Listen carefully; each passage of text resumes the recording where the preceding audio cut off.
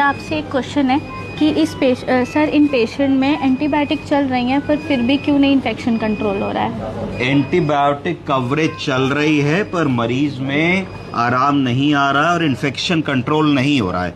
पढ़िए, इनका टीएलसी कितना है? 47.730।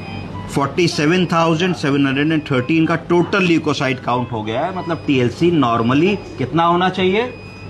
4 से 10,000। तो 4 से 10,000 की जगह टीएलसी बढ़कर के 47,000 हो गया है। डीएलसी 92, पॉलीमॉर्स 92 मतलब एक्यूट इन्फेक्शन बहुत है, मरीज में न्यूट्रोफिल्स बढ़ गए हैं। प्रोकैल्सिटोनिन कितना हो गया है? 17.27। प्रोकैल्सिटोनिन नॉर्मली कितना होना चाहिए? 0.5 से कम होना चाहिए। अगर कोई भी वैल्यू 3 गुने से ज्यादा है, 0.5 का 3 गुना होता है 1.5, तो उसको सिग्निफिकेंट माना जाता है। हमारे केस में 17 हो गई, बहुत ज्यादा है। प्रो बीएनपी मार्कर कितना है? 12,880। क्या होता है pro BNP marker? Heart failure का मार्कर। किस चीज का मार्कर? हार्ट फेलियर का मार्कर। जब मरीज सीएचएफ में होते हैं, कंजस्टिव हार्ट फेलियर में होते हैं या एलवीएफ में होते हैं, तो एक खून की जांच कराई जाती है जिसको प्रो बीएनपी कहते हैं। और प्रो बीएनपी बढ़ने का मतलब ये है कि मरीज वॉल्यूम ओवरलोड में है। मरीज को जितना खून मिल रहा है हार्ट को, उतना खून आगे पंप आउट नहीं कर पा रहा, तो कार्डियक कंजेशन हो रहा है। क्या हो रहा है? कार्डियक कंजेशन हो रहा है, सीएचएफ हो रहा है। यूरिया बताइए। 146.3। यूरिया 146 बताती है। यूरिया नॉर्मली कितना होता है? 0 से लेके 45-50 तक नॉर्मल होता है। तो ये भी अगर 50 नॉर्मल है तो 146 बताती, तिगुना हो गया। यूरिया भी बढ़ गया है ना। क्रिएटिनिन कितना है? 1.62 क्रिएटिनिन बताती है। इसका क्या मतलब है कि क्रोनिक रीनल फेलियर नहीं है। अगर क्रोनिक होता पुराने समय का तो क्रिएटिनिन बढ़ा होता, तो एक्यूट रीनल फेलियर वाली सिचुएशन है जिसमें यूरिया बढ़ रहा है, क्रिएटिनिन थोड़ा सा बढ़ा है कि भाई 101.3 तक नॉर्मल होता है तो 1.6 है, इसमें ज्यादा नहीं है ना। तो एक्यूट रीनल फेलियर जा रहा है। सोडियम बताइए। 125। सोडियम 125 रह गया है ना, सोडियम कम हो गया है। तो अब इसमें खेल है क्या? इसमें खेल है ये कि सोडियम कम है कि नहीं है। 125 अगर सोडियम है, बताइए नॉर्मली सोडियम कितना होता है? 135 to 145 बताया हमारी नर्सिंग ऑफिसर ने, तो ठीक बताया। अब मेरा सवाल फिर से समझिए कि इनका कितना है? 125। तो ज्यादा है सोडियम की नॉर्मल है? थोड़ा सा कम है। मैं कहता हूं नहीं, सोडियम बराबर है। मैं अपनी बात को प्रूफ कर ले जाऊंगा। कैसे कह पाऊंगा बताओ? वॉल्यूम ओवरलोड है। हमारे मरीज में प्रो बीएनपी मार्कर बढ़ाया है, मरीज सीएचएफ में है। इसका मतलब है कि नमक कम नहीं है पर total volume of circulating fluid बढ़ गया है। तो जब शरीर में पानी की मात्रा ज्यादा हो गई है तो हमारा नॉर्मल नमक जो है वो डाइल्यूटेड स्टेट में चला गया है ना, हेमोडाइल्यूशन हो गया है। तो हेमोडाइल्यूशन के कारण जो हमारी नॉर्मल नमक की मात्रा 135 दिखनी चाहिए थी, वो अब 125 दिख रही है।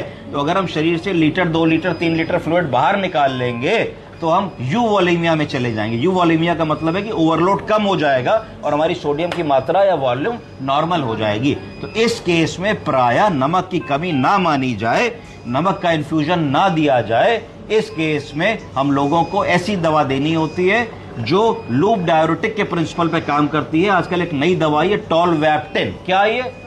नेट्राइस के नाम से भी आती है। तो उसको देना होता है। वो एक्सेस फ्लूइड को शरीर से बाहर निकालती है और यूवोलेमिया अचीव करती है। अब प्रश्न था इनका कि भाई मरीज आपने अस्पताल में भर्ती किया, आपने उनकी सब दवाएं शुरू करी, पर मरीज का तो टीएलसी बढ़ रहा है, प्रोकैल्सिटोनिन बढ़ रहा है, इन्फेक्शन कंट्रोल नहीं हो रहा है, एंटीबायोटिक चल रही है, हमें क्या करना चाहिए?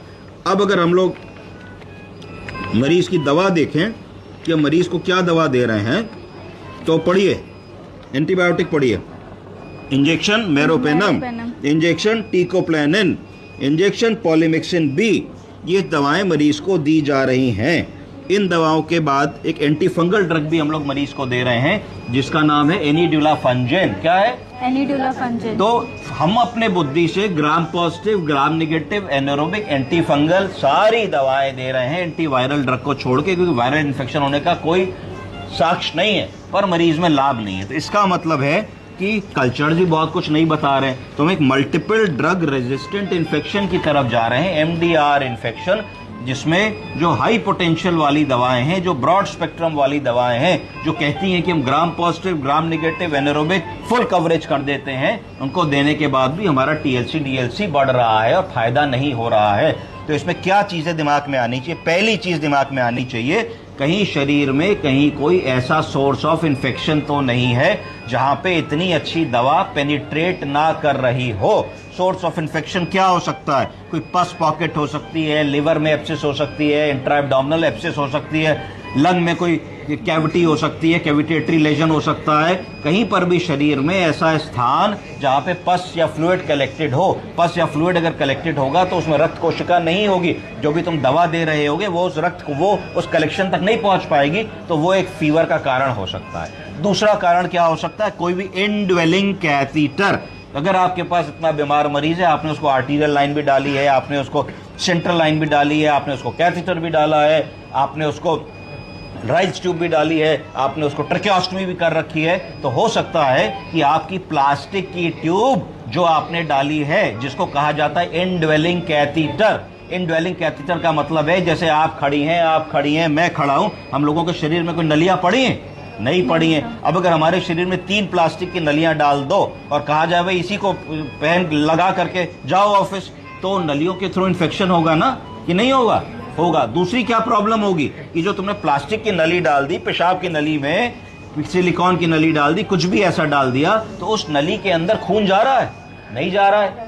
तो जो तुम दवा खून में लगा रहे हो, उस दवा का वहां तक डिस्ट्रीब्यूशन ही नहीं है। दवा कैसे वहां तक पहुंचेगी? नहीं पहुंच पाएगी ना, क्योंकि दवा तो वहां जाएगी जहां रक्त कोशिका है। तो अगर उंगली में फोड़ा है तो तुमने इंजेक्शन लगाया तो यहां खून से दवा पहुंची, उसने फोड़ा ठीक कर दिया। पर अगर मान लो तुमने उंगली के ऊपर बैंडेड लगाई है और बैंडेड और उंगली के बीच में इन्फेक्शन है, तो वहां तो दवा नहीं जा पाएगी ना।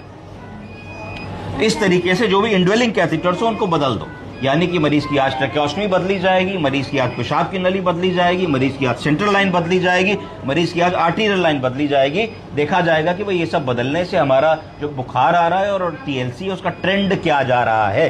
अगर मान लीजिए इनको बदलते ही हमारा बुखार का ट्रेंड इंप्रूव होने लगता है, टीएलसी का ट्रेंड इंप्रूव होने लगता है, पेशेंट इंप्रूव होने लगता है, तो हम इस समय सोचेंगे कि भाई हमारा सारा दोष उसी किसी एक चीज का था जिसको बदलने से हमारा इन्फेक्शन कर्टेल हो गया, कंट्रोल होने लगा।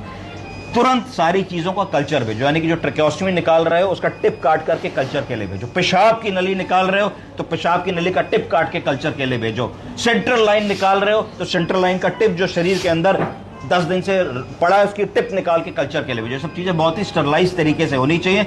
स्टरलाइज शीशी होनी चाहिए, स्टरलाइज सर्जिकल ब्लेड होना चाहिए, ग्लव्स पहने होने चाहिए जिससे कंटेमिनेशन ना हो। तो तुमको 3 से 5 दिन में कल्चर की रिपोर्ट्स आने लगेंगी, पता लगने लगेगा कि भाई इन्फेक्शन हार्ट की सेंट्रल लाइन में था, पेशाब के कैथीटर में था, गले की ट्रैकियोस्टमी में था, या अगर कोई और बेडसोर है या कुछ है वहां पे था। इतना कर देने से हमारा काफी सारा काम निपट जाएगा। तब तक अब अगला प्रश्न आएगा कि साहब 47,000 तो हमारा टीएलसी हो चुका है, अब मेरोपेनम दे रहे हैं, टिकोप्लानिन दे रहे हैं, पॉलीमिक्सिन बी दे रहे हैं, एनिडुलाफंजिन दे रहे हैं, 4 मेजर दवाएं दे रहे हैं, क्या आज भी यही दें कि बदल दें? आप क्या कहेंगे डॉक्टर साहब? सर बदल सकते हैं, आप बताइए। सर अभी थोड़ा वेट करेंगे, वेट करेंगे, ये वेट करेंगे कि काउंट सब 47,000 से बढ़ करके 60,000 हो जाए, तो वेट करेंगे? हैं वेट करेंगे? नो सर, नहीं करेंगे। अभी तो आपने कहा करेंगे। सर हमने सारे जो सेंट्रल लाइन है कैथेटर 3 दिन लगेंगे रिपोर्ट आने में, चेंज किया है, तो उससे मे बी हम नोटिस करेंगे टाइम पीरियड की। कठिन सवाल है, यही चर्चा का विषय है कि क्या हम आज दवा बदल दें या 3 दिन कल्चर आने का वेट करें। अब इस पे हमें दिमाग लगाना होगा कि हमारा ट्रेंड क्या है। हमने मरीज की 3 कंसेक्यूटिव जांचें कराई और तीनों कंसेक्यूटिव जांचों में हमने देखा कि हमारा टीएलसी 18,000, 25,000, 37,000 और 47,000 हो रहा है 3-4 दिन में इन दवाओं के बाद। तो इसका मतलब मोटी मोटी बात ये समझ में आई कि हमारा जो इन्फेक्शन है, हमारा जो बैक्टीरिया है, वो उस दवा से अगर कवर हो रहा होता तो 4 कंसेक्यूटिव डेज में इस तरीके से progressive rise in counts of PCT नहीं होता। तो इमीडिएट इफेक्ट से इस दवा को बदलना होगा, एम्पेरिकली बदलना होगा, अपने तजुर्बे से आपको कुछ दवा चेंज करनी होगी और वेट करना होगा कल्चर्स का। क्या आप दवा इसमें सजेस्ट कर सकते हैं देना? तो मुझे लगता है कि इसमें हम लोगों को अलग अलग कर लेना चाहिए कि एक तेज ग्राम नेगेटिव की दवा लगा देनी चाहिए। फर्ज करो हमने एस्ट्रोनेम लगा दी, ठीक है, ग्राम पॉजिटिव की कोई दवा लगा देनी चाहिए। फर्ज करो कि हम लोगों ने टीजी साइक्लिन लगा दी, अमीनोसाइक्लिन लगा दी, एक इंजेक्टेबल फॉस्फोमाइसिन हम लगा सकते हैं क्योंकि कम इस्तेमाल होती है, रेजिस्टेंस कम आता है। तीसरी चीज, हम इनको एविबेक्टम और सेफ्टाजिडीन का कॉम्बिनेशन दे सकते हैं, बहुत अच्छा काम करता है कई बार ऐसे सिक मरीजों में जहां एमडीआर इन्फेक्शंस होते हैं। और एंटी फंगल ड्रग हम दे रहे थे, फायदा नहीं हो रहा है, उसको रोक सकते हैं क्योंकि अगर एंटी फंगल से फायदा हो रहा होता तो कुछ फायदा उसने किया होता। एम्पेरिकली हम लोग इस एंटीबायोटिक को अपने डिस्कस कर सकते हैं अपनी टीम में, क्रिटिकल केयर से, सब लोगों से, नेफ्रोलॉजिस्ट से कि किस डोज में उसको देना है। क्यों? क्योंकि यूरिया बढ़ा है, क्रिएटिनिन बॉर्डर लाइन है, तो हमको इसमें क्या करना पड़ेगा, ड्रग डोज टाइट्रेशन करना पड़ेगा। अर्थात वो दवा नहीं दे सकते जो नॉर्मल मरीज को देंगे, वो दवा देंगे जो इनकी किडनी की क्रिएटिनिन क्लियरेंस रेट के हिसाब से सही मानी जाएगी। तो इतनी चीज इनमें समझ में आएगी तो अर्जेंटली सारी लाइन चेंज, सारा चीजों का कल्चर सेंसिटिविटी भेजना, उन दवाओं को रोकना, नई दवाओं पे इनको लेना, ओरल केयर, आई केयर, डीवीटी के लिए चेक करना, कोई पस पॉकेट तो नहीं है, कोई बेडसोर तो नहीं बन रहा है, और क्या चीज हम लोग इनको देख सकते हैं, उस पर विजिलेंटली मरीज को इंस्पेक्ट करना, ओरल, मुंह, आंख, कान, सब चीजों को ध्यान देना, और फिर अगले 24 घंटे बाद फिर टेस्ट को रिपीट करना और रिपीट करके ट्रेंड को देखना। आप लोग समझ गए? ओके।